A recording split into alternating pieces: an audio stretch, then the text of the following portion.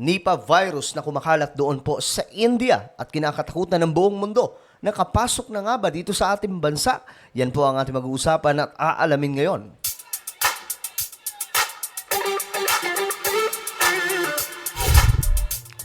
So magandang oras po sa lahat ng ating mga taga-subaybay dito sa YouTube channel natin. Lalong-lalo na po yung mga solid sangkay. Maraming salamat po sa inyong walang samang suporta. Before we start guys, paki-subscribe po muna yung ating YouTube channel.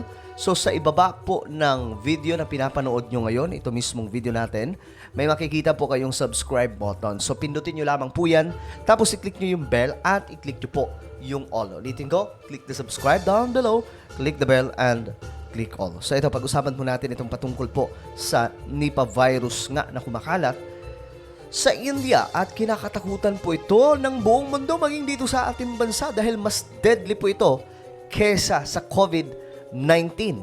Biruin mo, sa 5 tao na dadapuan na ito mga sangkay, isa po ang masasawi ayon po sa pag-aaral. No? Ganun po siya ka-deadly. Ngayon, ito po ang tanong, nakapasok na nga ba dito sa ating bansa?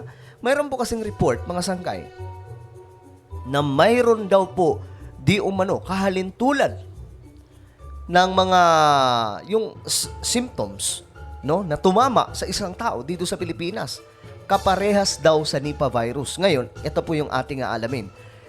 But, mga sangkay, bago po natin punta ng balitang ito, basahin po muna natin itong, tandaan nyo po itong babasahin natin sa Matthew chapter 24, verse 6 to 8. You will hear of wars and revolutions on every side, with more rumors of wars to come. Don't panic or give in to your fears. For the breaking apart of the world's systems is destined to happen. But it won't yet be the end.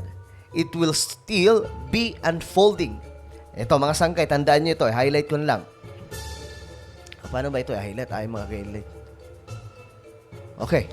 Basahin nyo na lang mga sangkay. Nations will go to war against nations and kingdoms against kingdoms.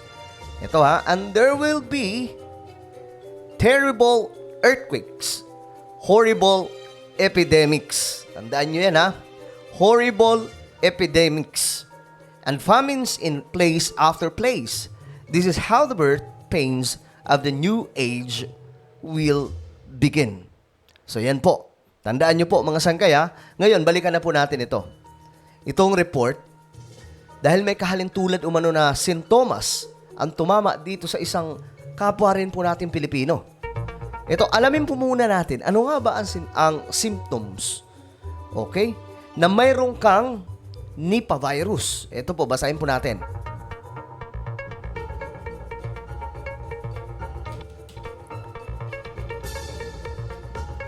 Isang virus na nagmula sa hayop at maaaring kumalat sa mga tao. Nagdudulot ito ng deadly fever at may mataas na mortality rate. Ito, ano nga ba ang mga dapat nating malaman tungkol sa Nipah virus? Ito, very important. Naitala ang unang outbreak noong 1998. Tama ba? 1998. Tama.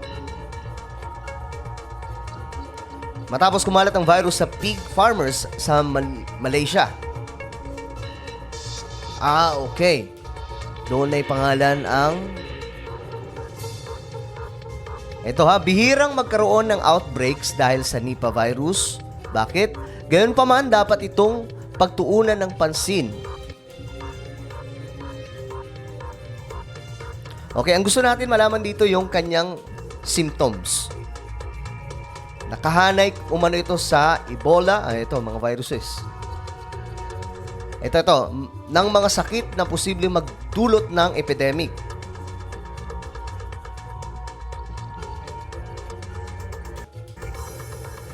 Sakit na nakukuha ng tao mula sa mga hayop.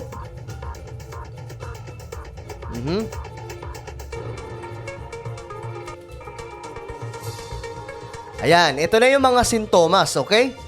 Kabilang sa mga sintomas ng Nipah virus ay ang intense fever. Okay, ulitin ko, intense fever po.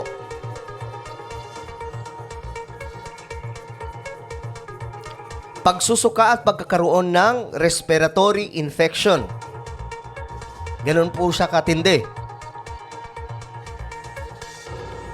Di ba, ang COVID-19, nawawalan ka lang ng panlasa, humihina ang immune system mo, nagkakalagnat ka, may trangkaso, parang ganun. Pero ito iba.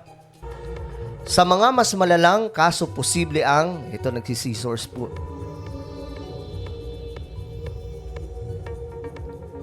Pambihira, oh. Pamamaga ng utak na pwedeng mauwi sa pagkakomatose. Grabe naman yun. Tinatayang 40% hanggang 75% ang mortality rate ng virus na ito. Wala pang bakuna para sa Nipah virus.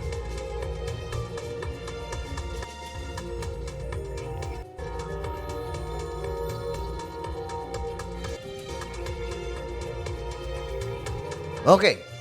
So dito na po tayo mga sangkay. May naitala kasi dito sa Pilipinas na kahalintulad di umano ng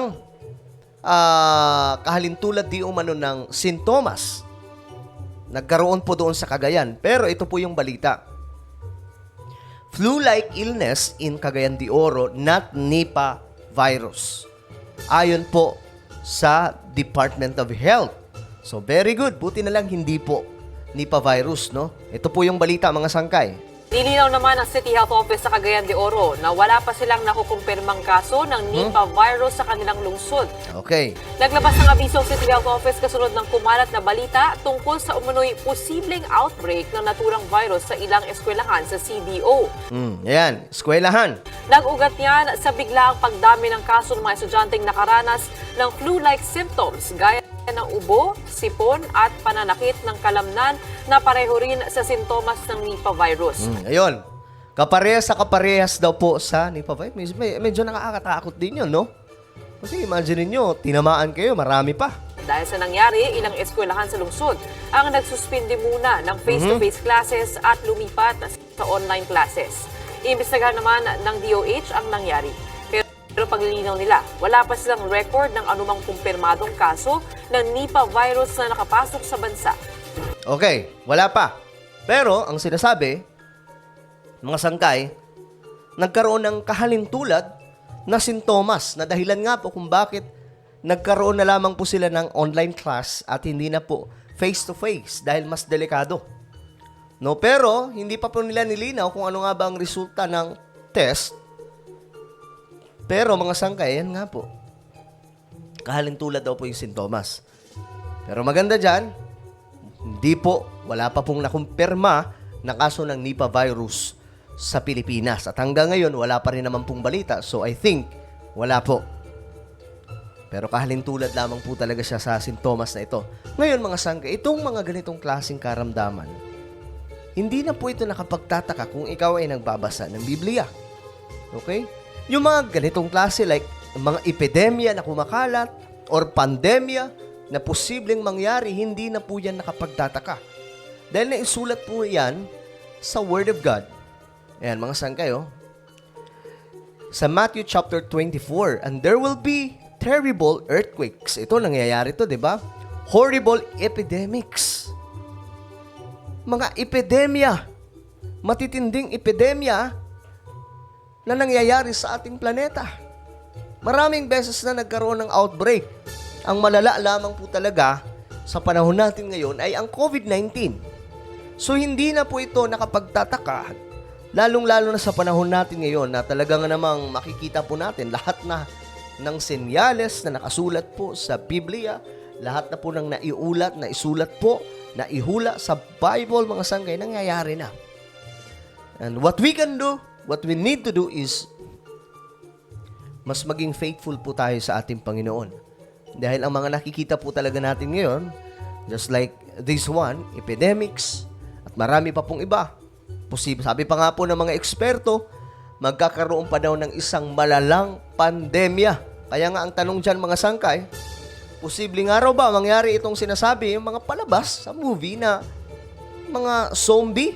Kasi ang zombie, mula po siya sa epidemya na naging pandemya na kumalat sa buong mundo. Kaya nga lang, yung infection nito sa isang tao talagang malala, mga sangkay.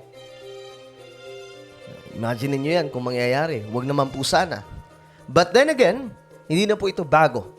Kung tayo po ay nagbabasa ng Biblia, lahat ng ito ay nakasulat. But remember, hindi na po ito ang time para, ano ba tawag dito? Kung wala kang gagawin, paupo-upo ka lang, hindi ka naglilingkod sa Panginoon, aba, medyo kabahan ka na sa mga nagaganap ngayon sa ating planeta. Hindi na po biro ang mga nangyayari, lahat po ng nakasulat sa Biblia, nangyayari na. Alright? So ano po ang inyong opinion tungkol po dito? Sa ating pinag-usapan, just comment down below. And now, I invite you to please subscribe my YouTube channel, Sangkay Revelation. Hanapin niyo po ito sa YouTube at kapag nakita niyo na click the subscribe, click the bell, and click all. So ako na po yung magpapaalam. Hanggang sa muli, this is me, Sangkay Janjan. Palagi niyo pong tatandaan that Jesus loves you. God bless everyone.